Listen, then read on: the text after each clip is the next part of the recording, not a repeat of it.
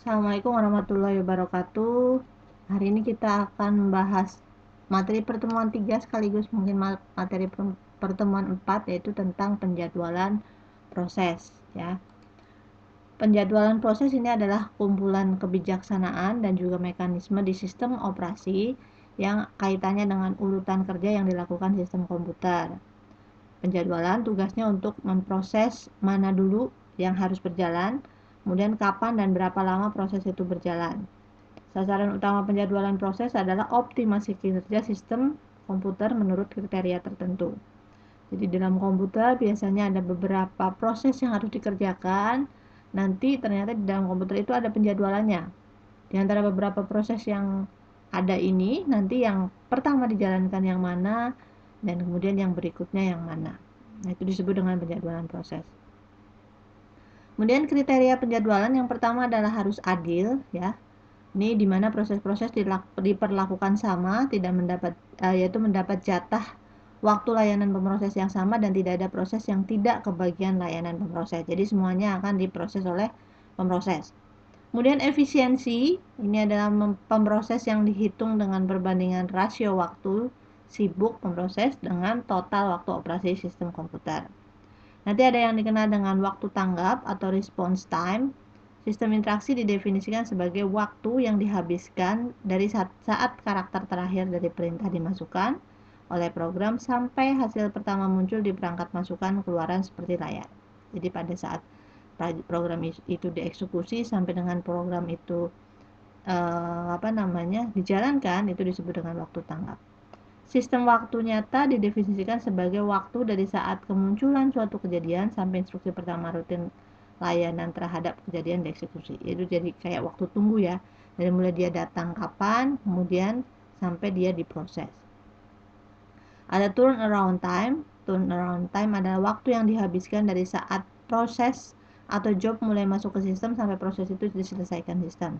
Waktu yang dimaksud adalah waktu telah dihabiskan proses berada di dalam sistem. Jadi misalnya prosesnya datangnya dari waktu kedua gitu, saat kedua, detik kedua misalnya, kita anggap seperti itu, tapi dia diproses di detik kelima, kemudian dia selesainya detik ke 10 karena panjangnya cuma 5. Maka turnaround time ini adalah dari saat dia masuk, yaitu di 2, sampai dengan dia selesai diproses. Waktu tunggunya tetap dihitung.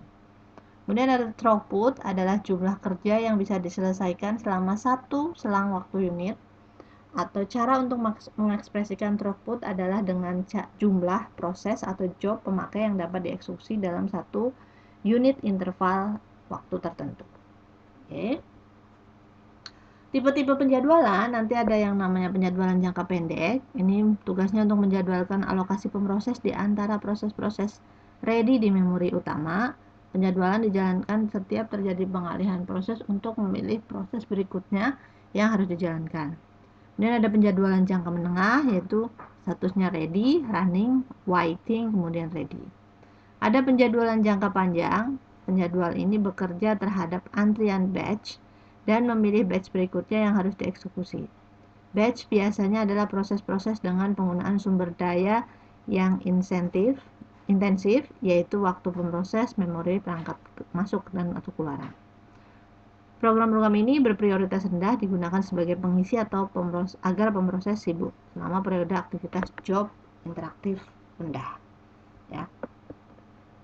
Oke, ada 3 penjadwalan proses, istilah-istilahnya.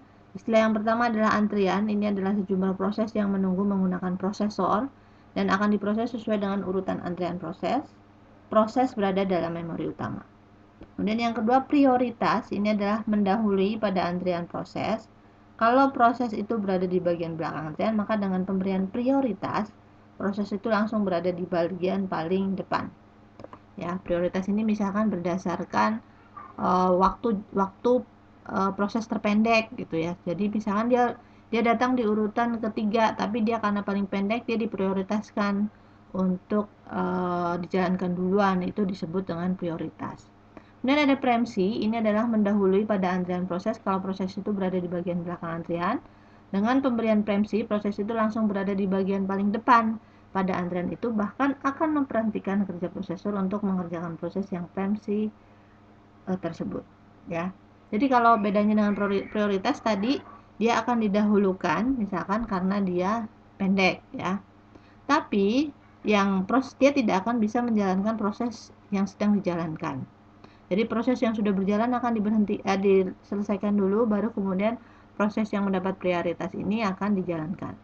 Tapi kalau dengan preemsi, kalau ada proses yang mendapatkan preemsi, ketika ada proses yang sedang berjalan, tapi kemudian muncul proses dengan preemsi, maka proses yang sedang berjalan ini bisa dihentikan, ya, dikeluarkan dulu dari prosesor, kemudian untuk menjalankan proses dengan preemsi tersebut, ya. Oke. Nah, perhitungan pada kerja prosesor nanti kita tahu yang namanya lama proses adalah lama waktu yang diperlukan untuk mengolah proses itu dalam prosesor. Lama tanggap adalah waktu yang diperlukan untuk proses sejak mulai sampai selesai ya. Kemudian terdapat dua macam lama tanggap, ada turnaround time, yaitu memperhitungkan lama waktu yang digunakan untuk sebuah proses hingga keluaran. Ada response time, tidak memperhitungkan lama waktu yang digunakan untuk sebuah proses hingga keluaran. Oke, rumus penjadwalan nanti yang perlu diketahui. Jika terdapat n proses secara serentak, serta setiap proses memiliki lama tanggap sebesar T, maka rata-rata lama tanggapnya adalah jumlahkan T-nya dibagi dengan N. Ya, waktu sia-sia adalah T min T kecil, yaitu waktu yang terbuang dalam antrian atau selama terkena preemsi. RT ini adalah rasio tanggap perbandingan di antara lama proses terhadap lama tanggap. Dan ada rasio penalti, ini perbandingan antara lama tanggap terhadap lama proses. Ya. Oke, kita mulai algoritma penjadwalan yang pertama itu disebut dengan PTPD atau penjadwalan pertama tiba pertama dilayani, atau disebut juga dengan FCFS. First come first serve atau FIFO, first in first out, ya. Penjadwalan tanpa prioritas tanpa preemsi, jadi tidak ada prioritas, dia akan menjalankan yang datang duluan. Kemudian proses yang tiba lebih dulu akan dilayani. Jika tiba pada waktu yang bersamaan akan dilayani sesuai dengan urutan pada antrian, pokoknya sesuai dengan antrian. Contoh, kita punya proses, ada 4 proses A, B, C, D. Saat tibanya ini boleh kita ibaratkan sebagai detik lah ya, sebenarnya sekian mili detik gitu ya, tapi ini kita ibaratkan sebagai detik. Ada di waktu ke-0, waktu ke-1, waktu ke-3, dan waktu ke-7. Lama prosesnya seperti ini. Lalu bagaimana cara menjalankannya, menjadwalkannya? Kita akan coba Ibu buat seperti ini ya, tapi kita buat di sini. Oke. Ibu buat dulu untuk ini. Ibu akan pertama tiba, pertama dilayani. Yang pertama, di saat 0 akan muncul A.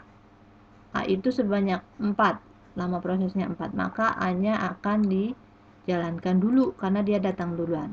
Nah, kemudian di saat kedua, yang urutan keduanya B sebanyak berapa? 7, maka 7 akan dijalankan.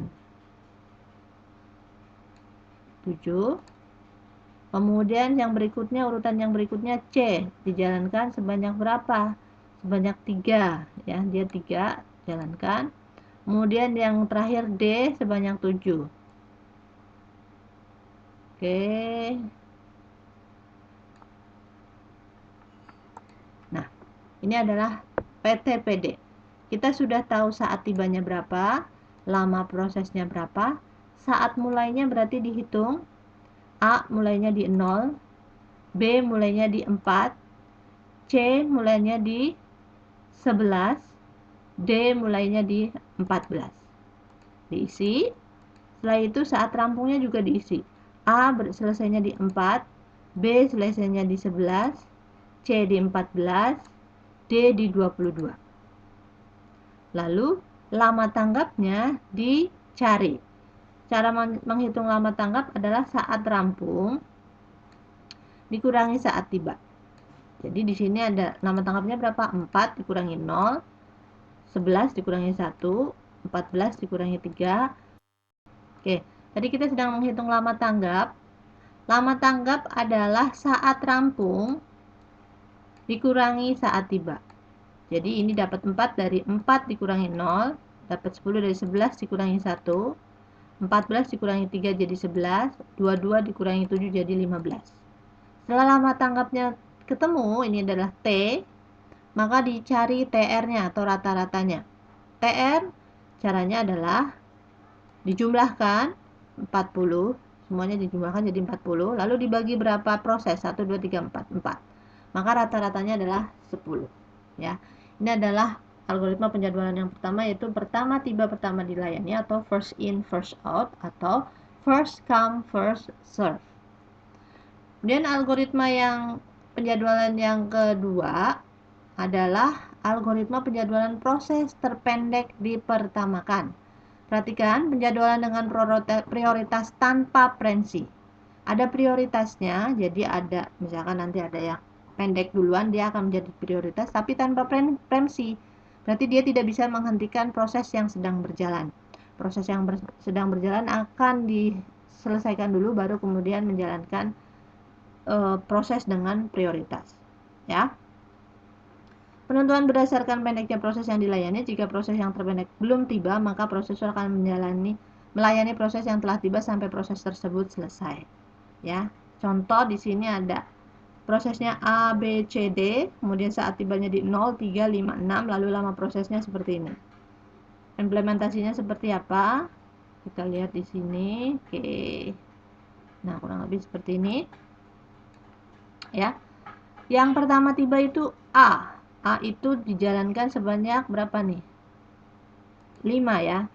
Oke, A jalankan. Di saat ketiga A masih tersisa 2, lalu sudah tiba B. Tapi B ini tidak akan mengganggu jalannya A, berarti A akan dijalankan dulu. Ya. A sebanyak 5 jalankan. Setelah A selesai, perhatikan di titik ke-6 di saat kelima A-nya sudah selesai diproses, tadi B sudah tiba ya sebanyak 7. Lalu di sini juga sudah tiba C karena C-nya tiba di 5. C-nya panjangnya sebanyak 2. Maka C ini mendapatkan prioritas. Karena C dibanding B, C-nya lebih pendek. Maka C dijalankan dulu sebanyak prosesnya yaitu 2. Begitu C selesai, di detik ke sini ke-7 itu di sini sudah tiba proses D. Proses D itu tiba di 6 ya. Proses D panjangnya sebanyak 4. Tadi kemudian masih ada proses B sepanjang 7. B4, D4, B-nya 7, maka lebih pendek D, maka D dijalankan terlebih dahulu. Sebanyak berapa? Sebanyak 4. Sebanyak 4 ya. Baru kemudian setelah itu B-nya dijalankan. Nah, seperti ini.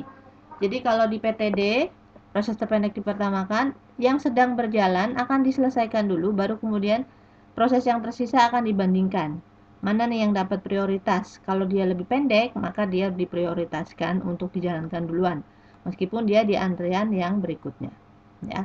Nanti sampai di berikut setelah yang ini selesai dibandingkan lagi. Yang tersisa proses berapa, lalu yang pendek akan diprioritaskan untuk dijalankan duluan.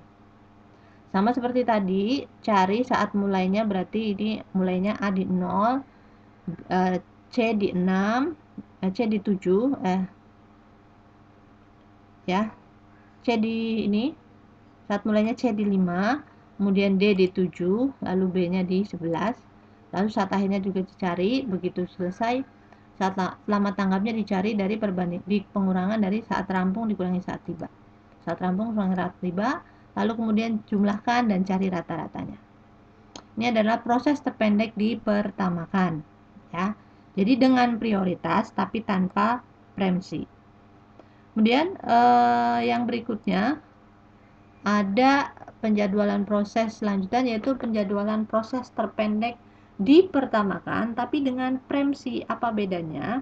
Di sini jika dengan premsi, prioritas berdasarkan pendeknya sisa proses.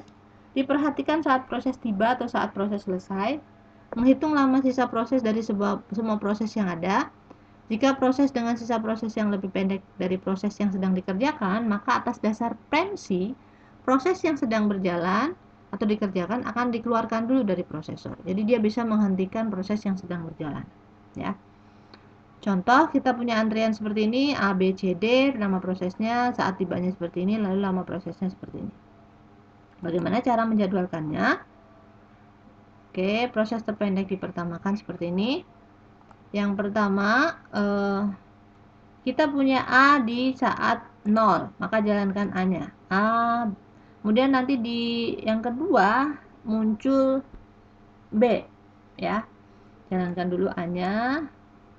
Setelah A berjalan, di saat yang kedua ini A-nya masih tersisa 5, karena kan tadi 7. Sudah dijalankan 2, maka A-nya tersisa 5. B tiba dengan lama prosesnya berapa? 3. A 5, B-nya 3. Maka B lebih pendek. Berarti B dijalankan duluan. B jalan. Terus perhatikan. Di saat yang kelima ini, hanya berhenti ya. Di saat yang kelima ini, di saat yang keempat ini, muncul juga C. Maka bandingkan lagi. A-nya tadi masih sisa 5, B-nya berapa? Karena B ada 3, sudah dijalankan 2, maka masih ada sisa 1. C-nya masih sisa 9. Maka B paling pendek, B dijalankan lagi. Begitu B selesai, di sini di waktu kelima ini muncul juga D, yaitu sepanjang 4. Ya, maka dibandingkan. Di saat kelima B-nya selesai, masih A-nya masih sisa 5, C-nya masih utuh 9, lalu D-nya 4. Siapa yang paling pendek? D. Maka D-nya dikerjakan duluan. Sepanjang 4. Setelah D-nya selesai di sini di saat ke-10 akan dibandingkan lagi. A-nya masih sisa 5, C-nya masih sisa 9. Pendekan mana? A. Berarti A-nya dijalankan terlebih dahulu. A jalan, baru kemudian sisanya dijalankan C. Ya. Seperti ini adalah proses terpendek dipertamakan. Jadi si A ini meskipun dia duluan, dia bisa mendapatkan preemsi, jadi diberhentikan oleh preemsi ya, karena prioritas akan maju duluan. Preemsi adalah bisa menghentikan proses yang sedang berjalan. Oke, algoritma yang berikutnya adalah penjadwalan rasio penalti tertinggi dipertamakan atau RPTD. Rasio penalti tertinggi dipertamakan. Di sini kita harus menghitung rasio penaltinya. Rumus rasio penalti adalah S plus T dibagi T, ya. S-nya apa? Ini S adalah waktu sia-sia. Waktu sia-sia adalah saat selesai dikurangi saat tiba. Kemudian T-nya adalah lama proses. Tetap mendahulukan proses terpendek, namun prioritas proses panjang akan turut meningkat melalui peningkatan rasio penaltinya. Ya.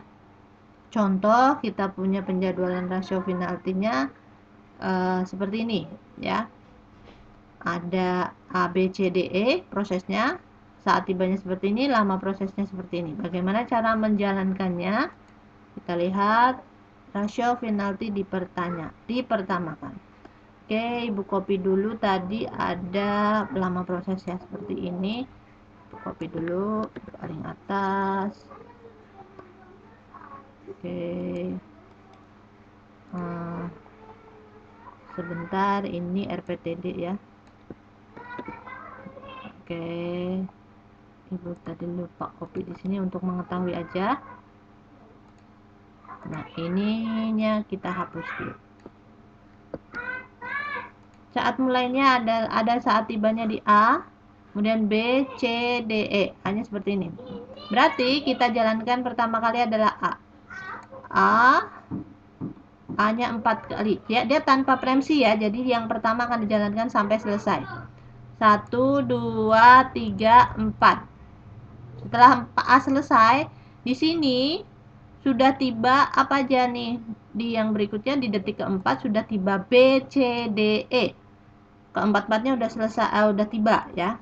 Maka dihitung 4-4-nya rasio penaltinya. Cara menghitung rasio penalti bagaimana? Ini rumusnya. Ya. S plus T. Oke. Untuk menghitung rasio penalti tertinggi dipertamakan, yang pertama tadi kita sudah membahas ya bahwasanya ini tanpa premsi, berarti yang datang duluan akan dikerjakan dulu sampai selesai. A ini datang duluan, maka lama prosesnya 4 dikerjakan sampai dengan 4. 1, 2, 3, 4. Setelah 4 selesai, berikutnya di sini di titik 4 ini, saat selesainya sama dengan 4, sudah tiba B, C, D, E. B, C, D, E ini sama-sama sudah tiba, maka di sini B, C, D, E akan dibandingkan rasio penaltinya. Di sini waktu sia-sia dari B adalah saat selesainya sekarang adalah 4 ya.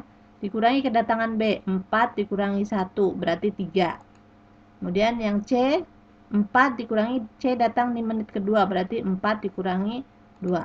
Yang D, 4 dikurangi dia datang di menit ketiga ya berarti 1.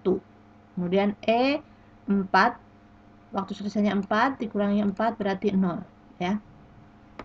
Ini waktu sia-sia adalah waktu selesai saat ini dikurangi waktu kehadirannya. Nah, setelah itu hitung rasio penaltinya. Rasio penalti adalah S plus T dibagi T. S 3, ini 3 ditambah 2. 2 adalah ini lama prosesnya dibagi 2 ketemu. Ini juga sama. S ditambah lama prosesnya 5 bagi 5 ketemu. Ini juga seterusnya. Setelah dihitung rasio penaltinya, kita lihat mana yang tertinggi. Yang tertinggi ternyata B, maka B-nya dijalankan terlebih dahulu. B-nya berapa? Lama prosesnya 2. Setelah B2 dijalankan, di saat ke-6, ini saat selesainya berarti 6, rasio penalti yang tersisa akan dibandingkan lagi yaitu CDE. CDE saat selesainya 6, berarti C waktu sia-sianya berapa? Di sini saat selesainya 6, waktu datangnya C adalah 2. 6 dikurangi 2 berarti di sini 4. Kemudian tadi 6 dikurangi D itu datangnya di 3. Berarti 3. 6 dikurangi datangnya E itu 4, berarti 2. Dan hitung penaltinya. Kalau sudah hitung penaltinya akan terlihat mana yang paling tinggi. Di sini yang paling tinggi adalah C yaitu 1,8, maka C dijalankan sebanyak berapa? Di sini sebanyak C-nya 5. Oke, jalankan C-nya 5 kali. Kemudian setelah C selesai, di sini akan ada di titik di saat ke-11, saat selesai 11, hitung rasio penalti yang tersisa yaitu D dan E. D tadi datang di saat ketiga, berarti 11 dikurangi 3, 8. Kemudian E datang di saat keempat, 11 kurangi 4 berarti 7. Lalu hitung penaltinya. Setelah hitung penaltinya, kita lihat bahwa yang lebih tinggi adalah E, itu 2,75. Maka di sini E-nya akan dijalankan terlebih dahulu. Ya. E-nya jalan dulu seperti ini. Setelah E selesai, D-nya otomatis dijalankan, ya. Lalu hasilnya seperti ini dihitung, ya. Saat rampungnya berapa, ketemu lama tangkapnya, baru dibagi menjadi rata-ratanya 9,8 ya. Jadi ini adalah RPTD, rasio pertama, rasio penalti tertinggi dipertamakan. Yang terakhir kita punya perhitungannya adalah round robin ya. Di round robin ini ada kuantum waktu yang ditentukan, waktu yang digunakan oleh prosesor untuk melayani setiap proses. Prosesor akan melayani setiap proses berdasarkan antriannya. Prosesor akan melayani sesuai dengan kuantum waktu yang sudah ditentukan, ya. Contoh di sini ada prosesnya ABCDE, saat tibanya seperti ini, lalu lama prosesnya seperti ini dan kuantumnya 3. Bagaimana cara penyelesaiannya? Di sini kita buat seperti ini, Ibu sudah buat, ya. Pertama, kita bagi dulu kuantum-kuantumnya.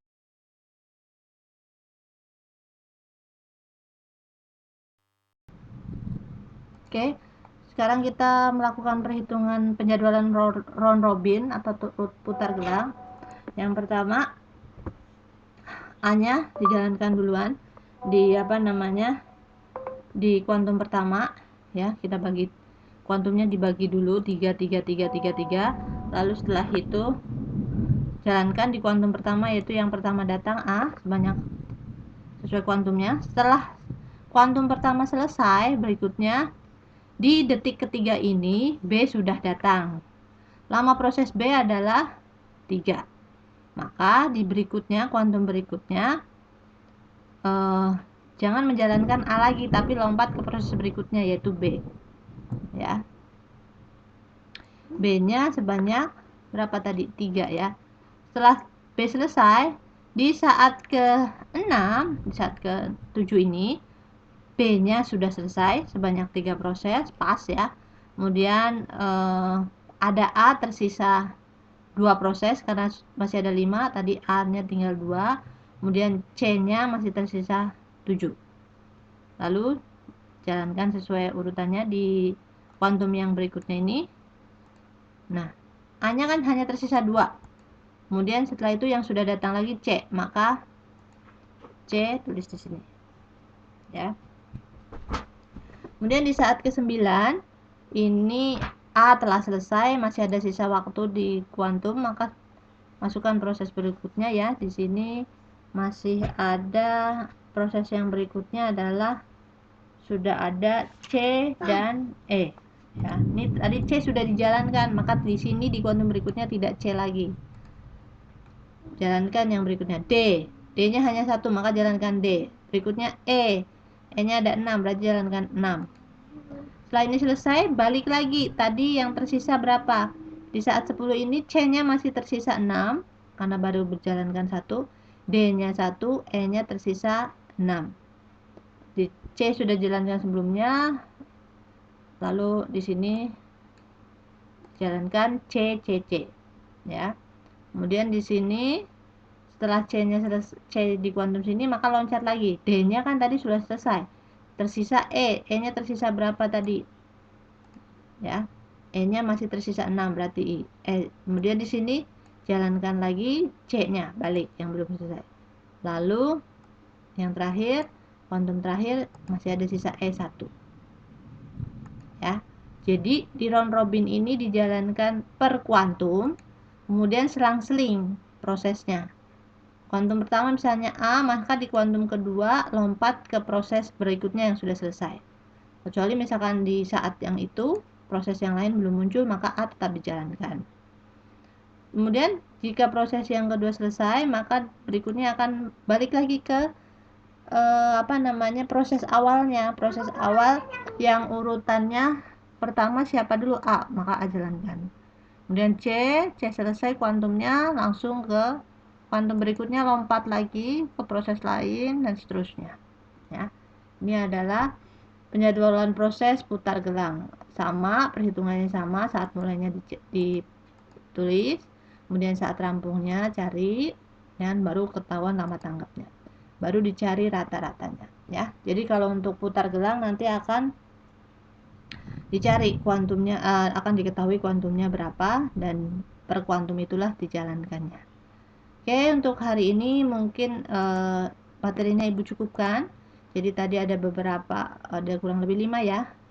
5 penjadwalan proses yang perlu diketahui, yaitu pertama tiba dipertamakan preemsi. Kemudian ada berikutnya tadi adalah proses terpendek dipertamakan, proses terpendek dipertamakan preemsi ya. Kemudian ada RPTD dan yang terakhir ada round robin. Oke, assalamualaikum warahmatullahi wabarakatuh.